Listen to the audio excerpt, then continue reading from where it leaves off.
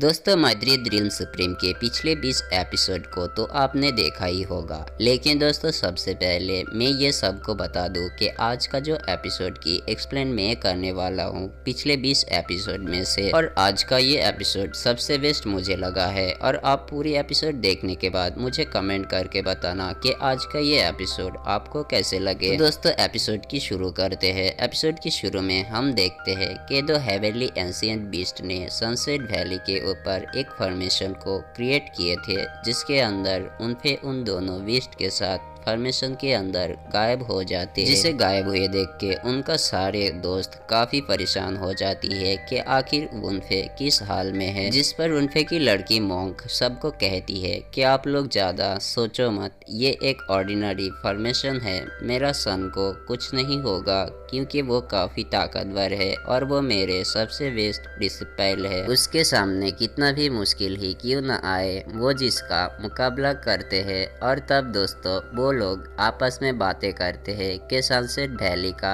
जो सबसे बड़ा एंशियस बीस्ट है वो तो अब तक बाहर आया ही नहीं। अगर वो बीस्ट एक बार बाहर आ गए तो जिससे मिरेकल डॉक्टर की जान भी काफी ज्यादा खतरे पर पड़ सकते हैं, जिसका साथ साथ हमारी जान को भी खतरा है। जिससे दोस्तों वो लोग डिसाइड कर लेते हैं कि हमें यहाँ से चले जाना चाहिए, नहीं तो हम भी बेवजह मारे जाएंगे। लेकिन दोस्तों मिस फेंग उसके लिए वहीं पे वेट करता है, क्योंकि आखिर उनपे उसका मॉम के लिए ये सब कर रहे हैं। तब दोस्तों हम देखते हैं कि उनपे उसकी Tian long heavenly short technique का इस्तेमाल करते हैं हेवनली ड्रैगन द्वारा बनाया गया फॉर्मेशन को ब्रेक थ्रू करने। लेकिन उसका ये टेक्निक काम नहीं करते हैं और वो समझ जाते हैं कि उसे इंपीरियल फायर ईटर का इस्तेमाल करना पड़ेगा, नहीं तो फॉर्मेशन को वो ब्रेक थ्रू नहीं कर पाएगा। दूसरी तरफ इंपीरियल फायर को यूज करके देख के सबको विश्वास नहीं होती है कि आखिर उनपे इस गजब का टेक्निक को हासिल कहां से किया। और मिस फेंग भी शॉक हो जाती है कि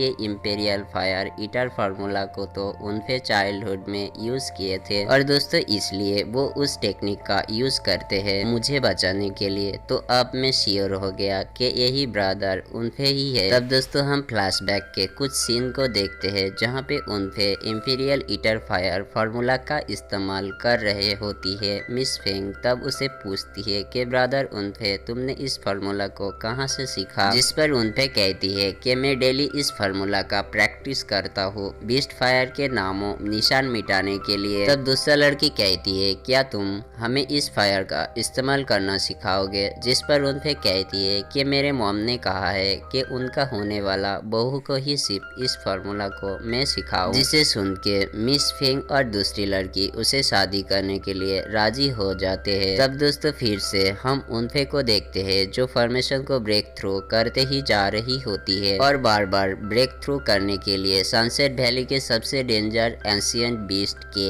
एक हाथ बाहर आते हैं। जिसे देखते ही उनफे के सारे दोस्त पीछे चले जाते हैं, क्योंकि उस बीस्ट से मुकाबला करना उनके बस की बात नहीं थी। लेकिन दोस्तों वहाँ पर सिर्फ के सिर्फ रह जाते हैं उनफे का दो मॉन्क, और दोनों खुद को प्रिपेयर कर लेती है बिग डेमन से मुकाबला करने के लिए। बिग डेमंस बीस्ट बाहर आते ही उसके दहाड़ने से ही उनफे की दोनों साथी भी पीछे हट जाते हैं। दोस्तों उस big demons beast ginger level वाला डेमंस होते हैं, जिसे देख के उनफे उसके अलग अलग पावर से बिग डेमंस बीस्ट पर हमला करते जा रहे होते हैं। लेकिन दोस्तों बिग बीस्ट का पावर के सामने उनफे का कोई भी टेक्निक काम नहीं करती है, जिसे देख के सब काफी हैरान हो रहे होते हैं कि आखिर इस बीस्ट ने गोल्डन कोर लेवल पे कैसे पहुंची है। तब दोस्तों उनफे फिर उसकी हेवनली ड्रैगन पावर का इस्तेमाल करते हैं, लेकिन वो भी फेल हो जाते हैं। उनफे का कोशिश ही थे कि कैसे भी उस बिग डेमंस बीस्ट को हराए और 5 कलर्ड हेवनली लोटस को इजी से कलेक्ट कर सके। लेकिन दोस्तों उसका ये इंटेंशन काम नहीं करते हैं। उनफे का हर एक टेक्निक को फेल होते हुए देख के मॉन्ग कहता है कि ये बीस्ट काफी सालों से इस वैली के 5 कलर्ड हेवनली लोटस का प्रोटेक्ट कर रहे हैं और वो नहीं चाहते हैं कि कोई उसका सामान को आसानी से छीन सके। तब दोस्तों उनफे उसके जिंडन रिल के हेवनली 9 शॉट टेक्निक का इस्तेमाल करते हैं, जिसे बीस्ट आसानी से निगल लेते हैं। दोस्तों बीस्ट के दहाड़ इतना ज्यादा खतरनाक थी कि आसपास के जानवर भी डर के थर-थर कांप रहे होती है, जिसे देख के ली ज़िफ़ेन कहता है उसके दहाड़ने से ही मेरे श्वानटियान सेक्टर के डिसिपाइल्स मारे गए थे। तब दोस्तों उनफे की मॉन्क अपनी ओल्ड टेक्निक डार्डुओलिन मास्क टेक्निक को एक्टिवेट कर लेती है। वो कहता है अब तो तुम्हें मरना ही होगा, तुम्हें शायद पता नहीं है कि मेरे बॉडी में हेवन का बुद्धस के हर एक पावरफुल टेक्निक है जिसे तो तुम्हें मरना ही होगा। और ओल्ड बुद्धस का गोल्डन प्लम से अटैक कर देते हैं, जिस पर बिग डेमंस भी